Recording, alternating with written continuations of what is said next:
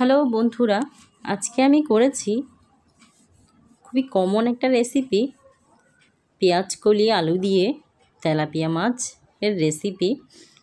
বন্ধুরা, দারুণ এই রেসিপি, তোমরা একবার হলেও অবশ্যই ট্রাই করো। আমি জানি আমার ভিডিওগুলো এত ভালো হয় না, তারপরেও চেষ্টা করছি তোমাদের মনের মতো করে কিছু করার। আসলে আমি সবসময় সাধারণ কিছু রান্না করি, কারণ আমরা হচ্ছি মধ্যবিত্ত ফ্যামিলির মেয়ে, তাই চেষ্টা করি সবসময় সাধারণ কিছু দেওয়ার। নমস্কার বন্ধুরা, অন্নদার রান্নাঘরে তোমাদের অনেক অনেক শুভেচ্ছা। আজকে আমি তোমাদের সাথে ছোট্ট একটা রেসিপি শেয়ার করব, পেঁয়াজ কলি আলু দিয়ে তেলাপিয়া মাছের রেসিপি। আমি এখানে নিয়ে নিয়েছি আধা কেজির মতো তেলাপিয়া মাছ। দিয়ে দিচ্ছি হলুদ আর লবণ।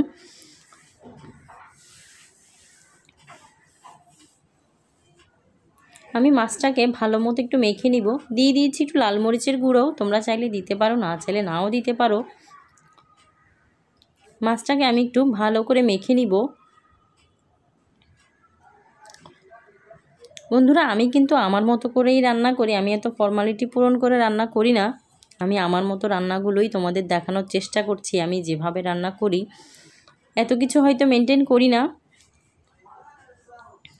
তোমরা তাই আমার ভিডিওতে লাইক কমেন্ট করো না।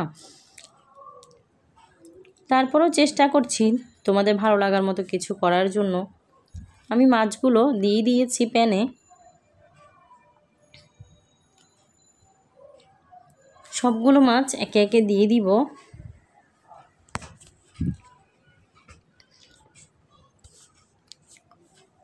মাছগুলো দেওয়া হয়ে গেছে।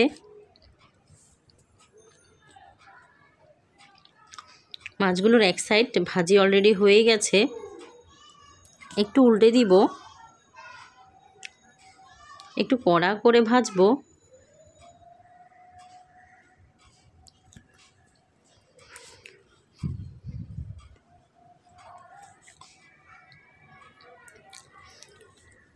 বন্ধুরা, একটু কড়া করে ভাজলেই ভালো হবে, কারণ যেহেতু আমি রেসিপিটা একটু ভাজি ভাজি করব, সেজন্য মাছগুলো একটু কড়া করে ভেজে নিব। আমার মতো আবার বেশি ভেজো না, আমারগুলো একটু বেশি ভাজি হয়ে গেছে। আমি আবারও দিয়ে দিচ্ছি কড়াইতে তেল। তেলে দিয়ে দিচ্ছি সর্বপ্রথম আলু, কেটে রাখা আলুগুলো। সবগুলো আলু দেওয়া হয়ে গেছে। দিয়ে দিচ্ছি একটু লবণ, একটু হলুদ গুঁড়ো,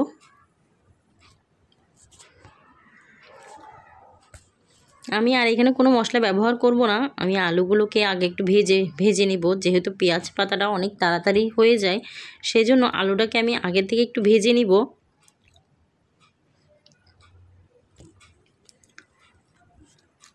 আলুটা একটু একটু লাল হয়ে গেছে, আমি দিয়ে দিচ্ছি পেঁয়াজ কুচি। আলুটাকে উঠানো লাগবে না, উঠানোর ছাড়াই পেঁয়াজটাকে দেওয়া যাবে। একটু হালকা ভাজি হলেই পেঁয়াজটা দিয়ে দিলেই হবে। আমার আলু আর পেঁয়াজ দোনোটাই হয়ে গেছে। দিয়ে দিচ্ছি পেঁয়াজ কলিগুলো, দিয়ে দিচ্ছি একটু আদা বাটা,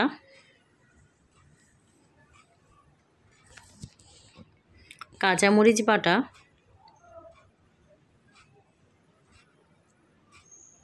একটু স্বাদ মতো লবণ। ভালো করে মিক্স করে দিব সমস্ত উপকরণগুলো।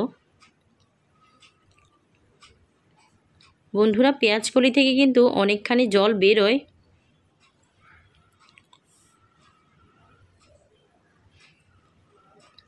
ঢেকে দিচ্ছি কিছুক্ষণের জন্য।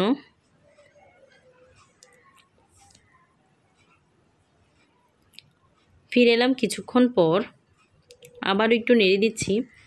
বন্ধুরা, আমি তো সমস্ত মশলাগুলো তো দিয়ে দিয়েছি, এখন শুধু কিছুক্ষণ পর পর একটু ঢেকে নেড়ে চেড়ে দিলেই হবে। আবারও ঢেকে দিচ্ছি কিছুক্ষণের জন্য। ফিরে এলাম কিছুক্ষণ পর আবারও। বন্ধুরা দেখো, আমার পেঁয়াজ কলিগুলো থেকে কিন্তু জল বের হওয়া শুরু হয়ে গেছে, অনেকখানি জলই বেরিয়েছে। দিয়ে দিচ্ছি জিরের গুঁড়ি,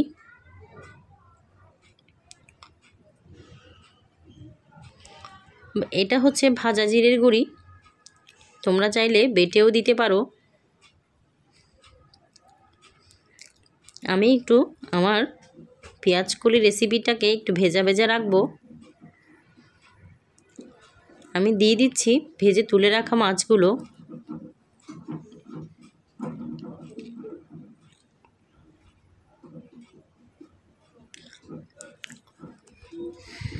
মাছগুলো দেওয়া হয়ে গেছে।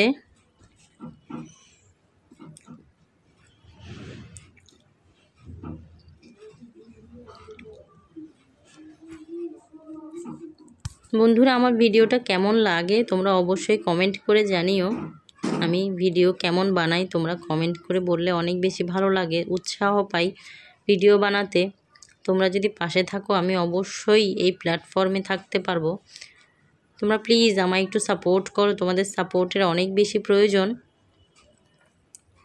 তোমাদেরকে রিকোয়েস্ট করা ছাড়া আমার কাছে আর কোনো অপশন নেই। তোমাদের কাছে রিকোয়েস্ট করছি, আমাকে একটু সাপোর্ট করো, তাহলে আমি এখানে থাকতে পারবো।